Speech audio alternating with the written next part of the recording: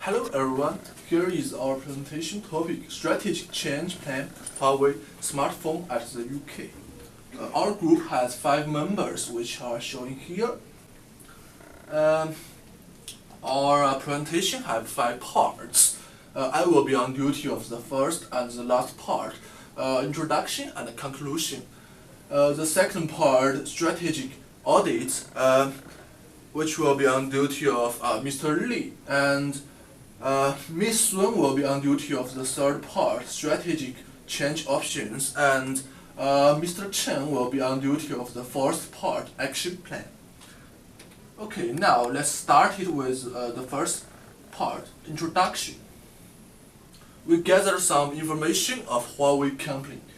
Firstly, Huawei is a Chinese multinational networking and telecommunication equipment and service company, which is headquartered in Shenzhen, and it was founded in 1987, and it's a private company.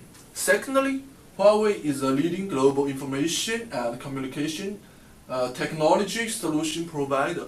Lastly, Huawei focused on the broader global market. As early as 21st, Huawei opened its office in the UK. The headquarters of Huawei's UK office is located in London. Next, we gathered some information of Huawei's investment in the Europe market. We can see here Huawei made a significant breakthrough in Europe market and had a steady growth in various regions of the world. There are two charts here shows that Huawei occupied 50% and 10% market share in the North Europe and Western Europe respectively. Lastly, as December of 2016, Huawei had a market share of over 50% in 33 countries around the world. 22 of them had a market share of over 20%, almost half of them in Europe. Now the first part is finished, and welcome to Mr. Lee for the next part, strategic audit. Okay, thanks to our group member May. So now let me introduce the strategy audit for you. In this part, I made 2 analyses, which is internal analysis and towards analysis. Now, let me start with internal analysis. I believe once we talk about Huawei, we will firstly imagine that things is the research and development. So research and development is a key sector area of Huawei to allocate funds. And more interestingly, there are 45% of Huawei's employees are employed slowly on research and development. And secondly, Huawei spent $6.6 million on research and development in 2014. So according to this message, we can know that research and development is a core competencies of Huawei. The current state of Huawei, Huawei has failed in US market, so they also need to improve the market in Europe and medium of at the Medium East. Huawei will achieve 110 million shipment in the worldwide, and we also suggest a strategy which is changing the penetration strategy when they entering a new market to meet the customer needs and improve its brand reputation. So this is towards analysis. First one is threatened. There are some significant threat posed by Apple, Samsung, and Microsoft, and those companies have large market share. Among those three smartphone companies, Apple have higher customer loyalty, which means Apple have a lot of fans, and those fans will buy the products when Apple launched the new products. And those three companies also established a contribute channel. And unfortunately, the smartphone sales are increasing in EU market right now. So this is the opportunity of Huawei. And another key point is Huawei are focusing on 5G technology, and so they can use this advantage to attract more investment. And this third one is weakness. Huawei lacks of established recognized flagship smartphone. For example, Apple and Samsung, both of them has their own flagship smartphone. And Huawei also need to solve the bad PR problem from data scan questions.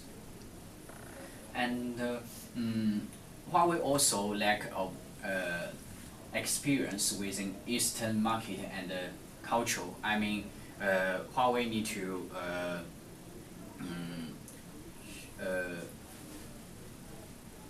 give more a local store so that people can go to there to touch the phone and play with them, can get a good experience.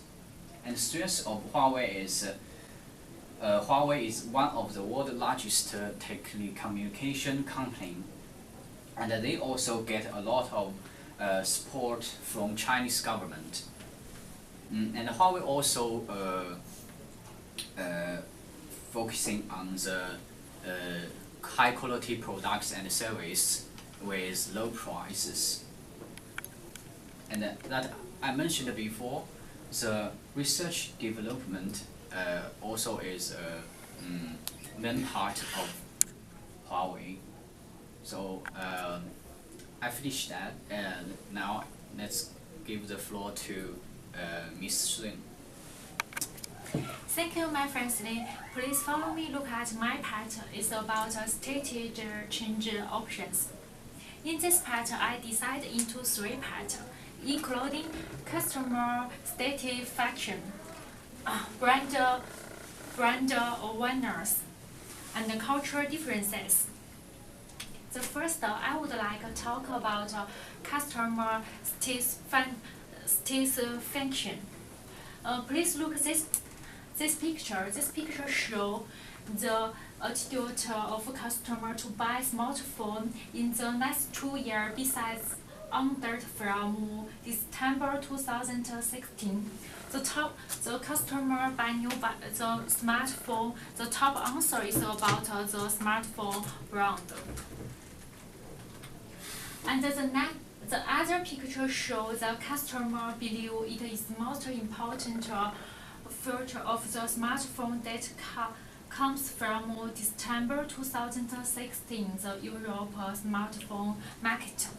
In this picture show the customer choice smartphone. The top one answer is the smartphone battery.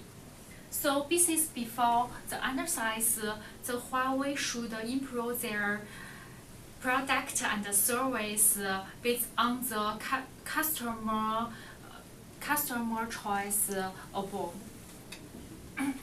And the second part, I would like to focus the brand awareness. The picture shows the customer used a smartphone brand in the British UK 2016. You can see the British the people choose the top brand smartphone is Apple and Samsung. So in the UK there's small British people buy Huawei. It's not a popular brand. The people often hear when people decide to buy smartphone, so the Huawei should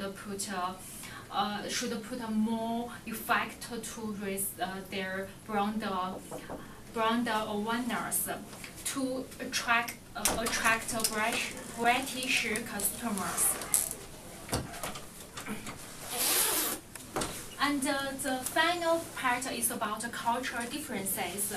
You can say this picture show the British people choose the smartphone in the different age.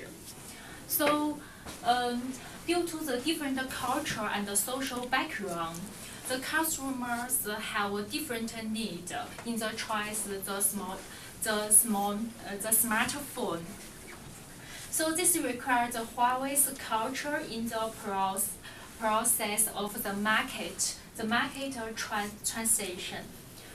So according Johnson 2011, the strategic draft is a tendency for strategies to develop incrementally on the basis of history and cultural influence, but fail to keep pace with a changing environment. So the Huawei should change before the stage through the focus about to employ the British market. Okay, thank you for your attention. Please follow me look at my friend's part. Hi, I'm Chen, and now I'm talking about the action plan. Our suggestion for the Huawei is they should increase their brand image and the trust. Why I say that? Because first of all, we compare to Samsung and Apple of the UK. This market, we can see here, most of people they choose Samsung because their budget is not enough, and even they have the financial situation that there is 37% to choose Samsung and only 30% to choose Apple. And according to the previous slide, we can find the people who, after 24 years old, the user of the Apple is declined. So we can have a clue that the price is the one of important reason that the UK people choose their smartphone. So if Huawei compared to Samsung, they have the same system, and there are two specification of Huawei and Samsung. One is 10 Plus, and another is Galaxy S8 Plus. These two smartphones issued at 2017. And we can roughly find that about the storage and camera, RAM system, and battery capacity. These two phones have the very similar qualification, but the gap of price is about 100. So I think Huawei have a very potential to compete with Samsung and Apple, but here is the advanced way they need to do. The first one is increase the advertisement. In this figure, we can find the Huawei only spend very less money on the advertising. And however, we can see Samsung and Apple, they spend a lot to increase their brand image. So I think Huawei need to spend more, such as they can sponsor sport to donate the game match, or they can choose celebrity endorsement to increase their brand image. And the second one is set up the store at a major city. Huawei now have 0 store at the UK city. They only have the head office at London. That means people don't have choice to contract with Huawei in Rio, and they can find any store and street, so that Huawei awareness from the customer is very low. And the third one establish the professional customer service. Because Huawei don't have any store at the UK, and when the people want to fix their Huawei phones, they need to send to another technology shop to fix their smartphone. So Huawei don't provide anything to their customer service. So I think that they should increase this part to increase their total trust and image. And next I will go to the conclusion, which is me. Hello everyone, nice to see you again. I'm Sanyu, and I will introduce the last part, an evaluation of this strategic plan. Our evaluation will involve 3 parts: suitability, feasibility, and acceptability. As for our suitability part, we think that our plan will make economic sense because that our advertisement and special customer service are both normally ways to attract more customers. Because that Huawei only occupies a little market share in the UK. So any new customer will make large potential profits for our company. Secondly, we think that our plan is environmental friendly because that selling and advertising will not result in an environmental disruption. Secondly, the feasibility part, we only do the qualitative analysis. We have 2 main factors here, which are funding and people. As for funding, I got the chart from the Huawei annual report 2016, and we can see Huawei has hundreds billion of both asset and current assets, which is sufficient for this investment in the UK. As for people, we think that we can employ the local people in the UK, so that will not be a problem. The next part, acceptability, we divided this part into 3 little parts: return, risk, and stakeholder analysis. As the return, as I said before, we can increase our business, we can enhance our prestige, which means we can definitely capture the market shares in the UK. But as a result of that, we might attract some rival to do some reaction on us. Because the cell phone market in the UK is a mature market, which means that any market share we gain will result in a loss of market share in for other companies. So we take this we take these risks, and we need to try to balance our relationship with our competitors. For our risk exposure, we do not have a large risk exposure because we only invest some money on advertising and open some new shop. If we decide to borrow the new shop, so it is not a large investment, so risk exposure is relatively low compared with high asset of Huawei company. The last and the most important part is the stakeholder analysis. We choose 4 most important stakeholders showing here: government, creditor, employee, and shareholder. For the UK government, we think that our plan will lead a decrease in the GDP in UK and lead increase in the tariff in the UK, because we do not produce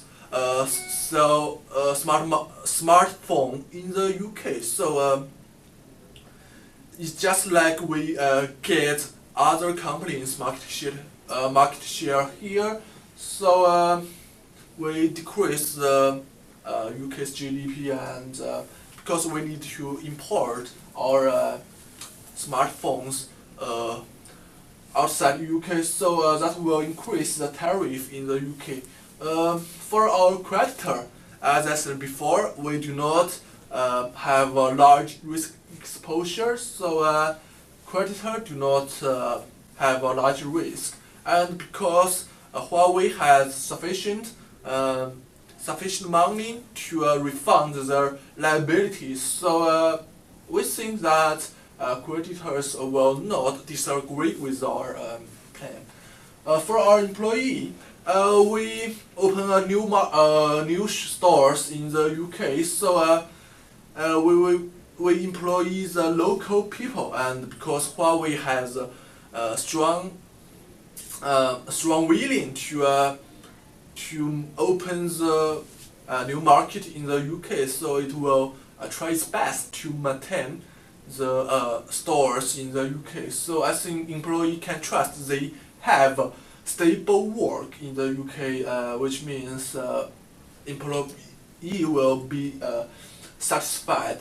Our last part, shareholder, as I said before, we have a potential profit which is very large. So I think a shareholder will think that's a good idea for open a new market in the UK.